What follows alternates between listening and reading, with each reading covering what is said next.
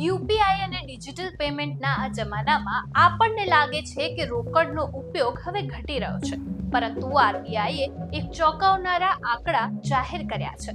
ભારતની હાલમાં 176 અબજ જેટલી ચલણી નોટો ચલણમાં છે, અને જે અમેરિકન ડોલર અને યુરોની સરખામણીમાં ઘણી વધારે છે. તો સવાલ એ છે કે જ્યારે યુપીઆઈનો ઉપયોગ વધી રહ્યો છે, તો ભારતમાં આટલી બધી નોટો કેમ ફરી રહી છે? જાણો અમારા ખાસ રિપોર્ટમાં. નમસ્કાર, હું છું પલક અને તમે જોઈ રહ્યા છો ન્યૂ ભારત ન્યૂઝ. ચાની કેટલી હોય કે શાકભાજીની લારી, આજે પેમેન્ટ માટે આપણો હાથ સીધો જ સ્માર્ટફોન અને યુપીઆઈ તરફ જાય છે. છતાં ભારતમાં રોકડનું મહત્વ ઘટ્યું નથી. 13 ઓગસ્ટે જકાર્તામાં યોજાયેલી રોકડ વ્યવસ્થાપનની પરિષદમાં આરબીઆઈના ડેપ્યુટી ગવર્નર શરીશ ચંદ્ર મુર્મુએ રજૂ કરેલા આંકડા મુજબ ભારતમાં હાલ લગભગ 176 અબજ ચલણી નોટો ચલણમાં છે. જેની સરખામણી કરીએ તો અમેરિકામાં લગભગ માત્ર 56 અબજ ડોલર નોટો છે, જ્યારે યુરોઝોનમાં લગભગ 30 અબજ યુરો નોટો ચલણમાં છે.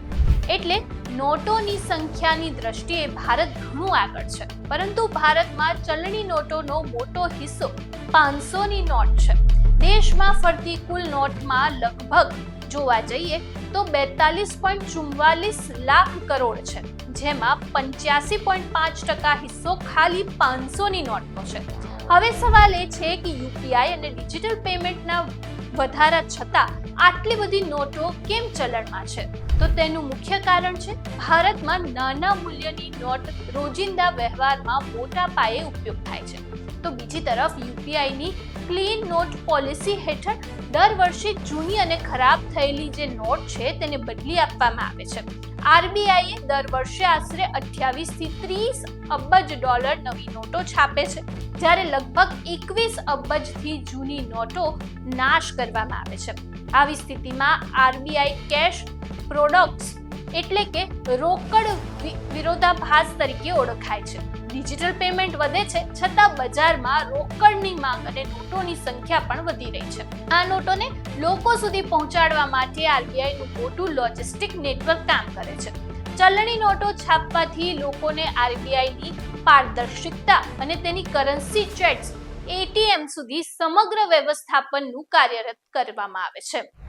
એટલે ભારતમાં ડિજિટલ પેમેન્ટનો વપરાશ ભલે ઝડપથી વધી રહ્યો હોય, પરંતુ રોકડનું મહત્વ હજુ પણ યથાવત છે.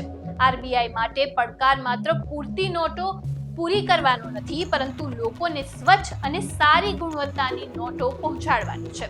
ભવિષ્યમાં પોલિમર નોટો અને નોટોના કચરામાંથી ઈંધણ બનાવવાના વિકલ્પ પર પણ કામ થઈ રહ્યું છે. તમને આ માહિતી કેવી લાગી અમને કમેન્ટ સેક્શનમાં જરૂરથી જણાવો અને જોતા રહો ન્યૂ ભારત ન્યૂઝ. નમસ્કાર.